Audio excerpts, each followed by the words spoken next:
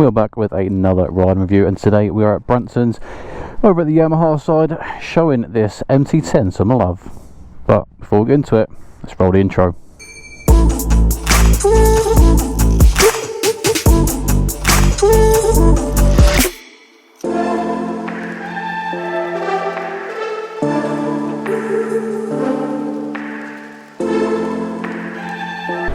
The MT10 has been around since 2016. I personally owned a 2017. I had that for 4 years, so I definitely know a thing or two about the MT10. And there are some characteristics that they've clearly left in place. Some not so good, but some they've left in place because they are perfection. If you didn't know, the MT10 will come in two main models. You've got the base standard, which is going to be this one, or the SP variant. The SP line has upgraded parts and a better colour scheme, if you ask me. But the base model, you can have three different colours. You've got the Tech Black, the Icon Blue, and then the Cyan Storm, which is this model here. Basically, it's what the old grey was, but they've whacked in some choice colours, shall we say. I don't like the colour of the wheels, but hey, change them over, get them wrapped, get them sprayed, or just pick a different base colour. I personally feel the MT10 is the closest you'll be able to get to having a bike with character, whilst having the reliability of the Japanese bikes. When I say character, to me, V4, V2, anything that's kind of got a different engine than the inline 4, that's where you're going to get a little bit of character. It's going to feel a little bit special. Inline 4s, they're great bikes, they're smooth, they're easy to ride, they've got good gearboxes, but they're not always fun to ride. And I find fun comes with character, and actually you find most of the bikes with the character is away from the inline 4. Obviously this is a cross-plane engine. It's your inline 4, but with the cross-plane, it changes the sequence of the firing order. So it changes how the bike feels, and also gives it a really nice deep grunty sound. This has got a stock exhaust, and you can really hear that throaty sound coming through. That's one thing that the MT10 has always done well. They've always managed to keep that sound, that feeling in this bike. And I can tell you from first-hand experience, if you put a decat pipe on this, get a slip on, this thing opens up and it sounds fantastic. When it comes to technology and the MT10, it's always kind of been a bit sparse. My 17 plate had an LCD screen, so it was just black and white. You could change the rider modes, and then from there you could adjust the traction control. That was pretty much all the tech. Excuse me, it did have cruise control, which was a nice touch. And it was kind of a like a raw bike. Had some tech on it, nothing too much, nothing too complicated. Anyone with a different level of riding experience could jump on the bike and not be overwhelmed with the amount of technology inside it. Something that can be said for other brands. When I jumped on the KTM at 12 Night Super Adventure, that has got so much tech in it, you spend half a day reading through the manual just to kind of keep up and learn what the bike can do. The MT10 is more of a, if it's wet, whack it into rain mode, which will be D mode for this, or if it's sunny, put it in A mode. That's the way I used to ride it. Traction all the way down, because then you could still do some front end fun. If you put traction on 2 or 3, it would feel like it was bunny hopping, so the wheel would come up a little bit and then the power would drop, and it would just keep doing that. Definitely wasn't anti-wheelie, but it would stop you wheeling the older bikes. This bike does come with 4 rider modes. You've got mode A, B, C and D. And at the minute you can see bottom left it says mode A. What I have noticed, when you are in A mode and you want to go to a different mode, say it started raining, you actually need to stop the bike to be able to take it out of A mode, which I think is ridiculous. I should be able to change it on the fly, like all the other bikes that do it, where you can change it, come off the throttle, it recognises that the throttle is closed for a couple of seconds, and then it will change modes. But no, this bike leaves it in the mode you're in until you're stopped, and then you can change it. What it does allow you to do when the throttle is closed is go into the power, the traction control and the slide control and adjust those parameters whilst you're riding, but then it will save those adjustments to that rider mode, that mode A. So as we know now, come to a stop, there we go, it lights up, and now we can push the mode button to change modes. You can see when you go through the different modes, the power, the traction control and the slide control, they also change. They're like the memory settings. So the problem with changing those whilst you're riding, when you come back to it later on, they're going to be then obviously different. What I wish Yamaha had done like they used to is leave it where you could change it whilst riding. Talking about the modes though, as mentioned, D mode is, let's call it rain mode. It's going to be the least amount of power, it's going to be the highest traction control. It's ideal for the rain, and as soon as you put it in there from any of the other modes, you really do notice the difference on the throttle. The throttle response is really, now it's just smooth, and the power just slowly picks into it. In A mode, the throttle is actually quite snatchy. D mode, there is no snatch on that throttle. I don't know how they've done it where there is no snatch, but I kind of wish they'd done that in A mode as well. For the MT10 I owned, I didn't like the snatchy throttle. Every time you went a roundabout or a junction going really slow, being on off on the throttle, you'd be jerking back and forth, and it was really off-putting. I then got the ECU remapped, which then solved that issue. The quickshifter back in the day wasn't very good. I also got a new quickshifter. What I have noticed with this MT10 is, as long as you're not doing city speeds, the quickshifter works fine up and down. As soon as you're doing city speeds, slow, you need to use the clutch. When you do shift, it will shift, but it's going to be very clunky, and it's not going to be smooth. That's just one thing to take note. So like now, getting it up 5,000, and it just blips in it. So for me, there'll be no need to change this shifter. It's just retraining your brain that every time you want to change the gear, if you are going slower, the revs are low, just use the clutch. If you were to look at the other super nakeds in the market, some of them are pushing up to 200 brake horsepower, the Ducatis, BMWs, Aprilias. This bike brake horsepower is 163. Yamaha have managed to up it from 158 from the previous model. The brake horsepower of this is considerably much lower than those other super nakeds. Previously there was talks about Yamaha putting a turbo on this. Obviously so far that's not come through, just to be able to bring up those numbers and the stats. The MT10 will come with S22 tyres from the factory, which is really good to see. I used to run S21s and they were perfect. They were sticky, give you all the confidence that you needed, and the S22s are just a step above those. When you are just flicking this from side to side, you do feel it is quite nice and light actually. The bike comes in at 212 kilos wet, and for a litre bike of this size, that is actually pretty light. Same as the previous models, this fuel tank is 17 litres, and the MT10 is notorious for having a name called the MT10, and the reason for that is you're constantly in a fuel station filling up. So far I can't speak for this bike, but previously I'd be getting around 100 miles to a tank before I started looking at filling up. I'm hoping Yamaha have managed to fix some of that, but personally, from looking in the forums, reading the comments, I don't think they have. She is still a thirsty girl. It's funny because it does come with the touring option, where you can have the side bags and the back box, comfort seat and the screen, but then you are filling up every 100 miles. Well, quite nicely, coming to the stop. I'm 6'1", seat height of this bike is 835mm, and I do have both feet flat on the floor. It is quite wide. It is quite wide between your legs. You do feel the seat in the tank kind of pushing your legs outwards slightly. So if you are a shorter rider, should we say, or you have a shorter inseam, you may want to throw your leg over, see if this bike does fit you. You gotta love living in Somerset.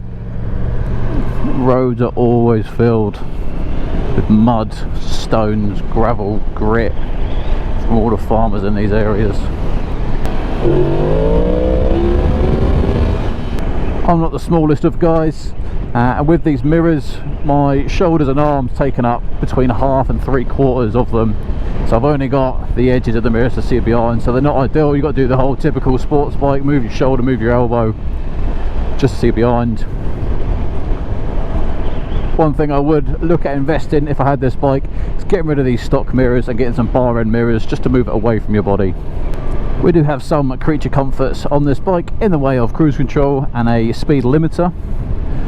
For the cruise control, for all MT10s, you need to be in 4th gear or above. Turn it on with a button, little orange light comes up on the screen as you can see there, and then from there you then push the set button. Even though it's in 4th gear, you can go down to 28 miles an hour. I'm not sure why they didn't do that in 3rd gear, but hey, it's the way they've always done it. To turn off cruise control, touch any of the brakes, pull the clutch in or rotate the throttle forward slightly and it will disengage the cruise control. In my opinion, the brakes have always been a massive letdown when it comes to the MT10. They're just very wooden, there's just not much feel. And personally, it's one of the first things that I would change, and I did change mine. I put Brembo sintered pads in and then got hell braided lines as well, and it made a massive difference. I'm not sure why Yamaha still are giving us subpar brakes on a bike like this. I pulled over, so we're going to have a quick walk around this bike, do a quick sound test and have a look at some of the extras that Bransons have placed on their demo bike. As I mentioned, I am not the biggest fan of the blue in this MT10, especially on the wheels. I think it kind of ruins the look of it, but each to their own. Some people like it, some people won't. You may just be able to see through there on the headers, they are starting to go like a bluey tinge, and that's because Yamaha have put a titanium exhaust on this bike. It does sound good once you get it going, but the best way and the easiest way to make this exhaust system liven up is definitely to take out the cap box and then whack on a slip on as well. Trying to get in nice and close because the 4.2-inch TFT screen is pretty small, but it's got all the information you need, so hey, at least this one's coloured.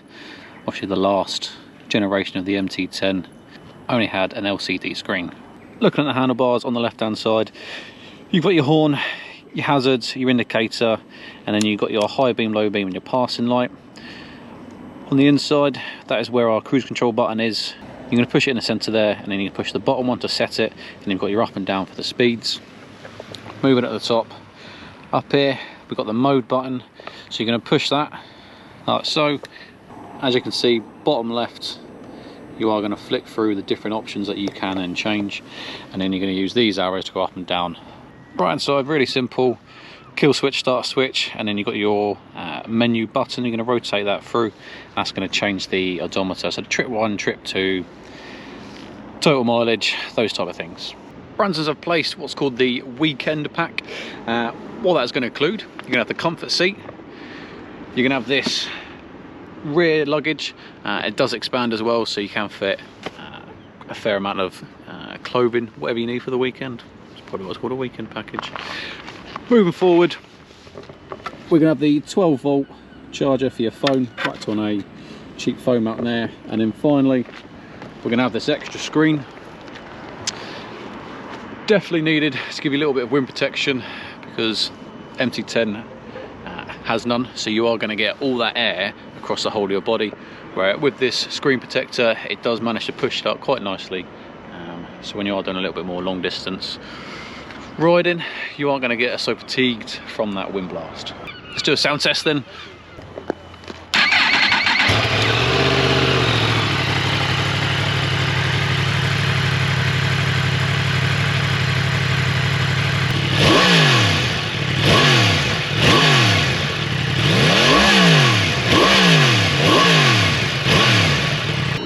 It sounds alright once you're going, but stationary like that doesn't sound so good. Like I said, get rid of the cat box, put a slip on, actually opens up and sounds amazing. Less standing around, more riding, weather's closing in, let's go. Before we move on, just want to quickly show a couple of things. One, look at the horn, it's just shoved there, it was like an afterthought. They're like, we need a horn, where can we put it? Well, we got rid of all the fairing up the front, so yeah, we'll just shove it there. Not really good enough. And the other thing is this rear bag luggage situation. As you can tell, there are straps at the front kind of coming down, just strapped onto there. Previously on my MT10 I removed that, so if you remove the rear passenger peg, what's this holding on to? At the rear of the bag, it's obviously then strapped on to the number plate holder. What happens if you get a tail tidy? Does this still work properly? Apart from the straps, I actually quite like the bag. It's got a bit of a weird flappy top. Like I said, it is extendable, so obviously it does go down like that normally. I've got a bunch of stuff in it, representing Monster at all times. The bag itself feels durable, it's a good size, and I like that it is expandable. Not too keen on the straps or this kind of flappy lid. Hey, beggars can't be choosers, it's an option. This one's getting hangry, so let's get on. Hey. Elegant like a gazelle. After many rides, we're on a his and hers MT10, MT7, or MT07. She didn't really like it when we both had KTMs. Zoe had the 390 Duke, I had the 690 SMC. Two matchy match. And now look at us. Luckily, this is just a demo ride, and it's not my bike.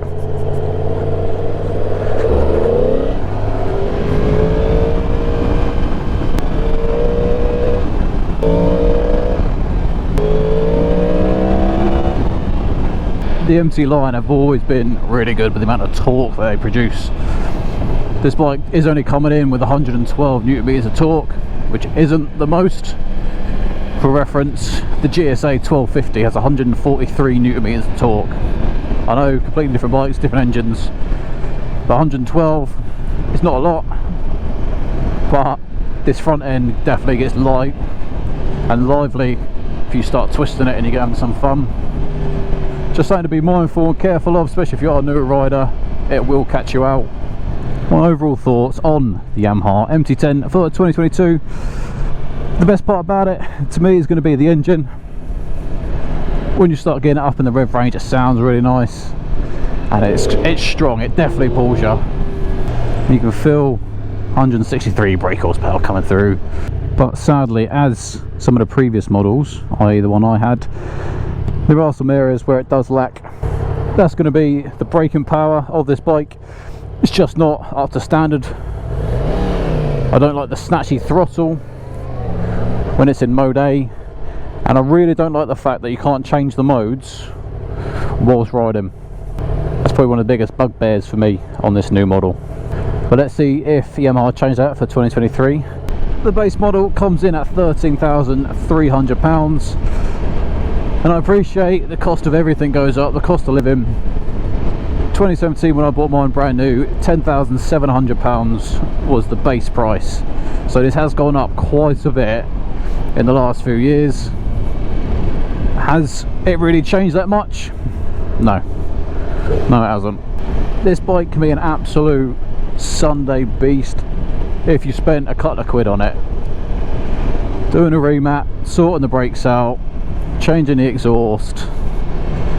It can be a really fun bike to have, but sadly at 13.3, knowing you need to then chuck in a couple of grand extra, you're starting to push towards the boundaries of an Aprilia. I've had the Aprilia Tuono V4 factory, and I tell you what, this just isn't in the same league as that bike. And I know some of you are going to go, oh, it's the price is different. Yeah, I get it, but what I'm saying is, after you spent the money sorting this out, tell you what, you might as well just buy the base Aprilia, buy the Tuono factory, or get one that's a year old, save a couple of quid. As always guys, thank you very much for watching my riding review for Yamaha MT10 2022. If you're interested in watching my MT10 and the modifications I've done on that bike, then click on this box here. If you are interested in what I upgraded from the MT10, then click on the Aprilia Tuono V4 factory video here. Make sure you like and subscribe to the channel, and until the next one, ride safe.